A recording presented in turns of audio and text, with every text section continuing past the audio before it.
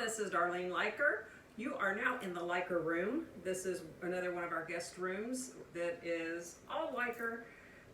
Pictures everywhere are our boys, our Liker family, Liker furniture, and there you have it.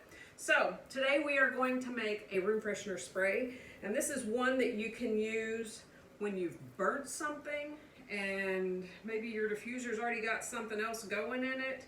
So I'm going to do 7 drops of purification, and that right there is magic for odors, y'all.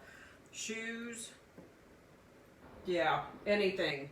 7 drops of lemon. Boy, that lemon's coming out fast. And then we are going to top that 2-ounce beautiful cobalt blue bottle that I got off of Amazon. We're going to top that off with some distilled water all the way to, I just usually do the shoulders of the bottle because you have this little thing that kind of displaces water, and I never like overfilling those because then you lose oil too. So shake it, baby, shake it, shake it. There you have it. Air freshener. Good for any room. Live well, y'all.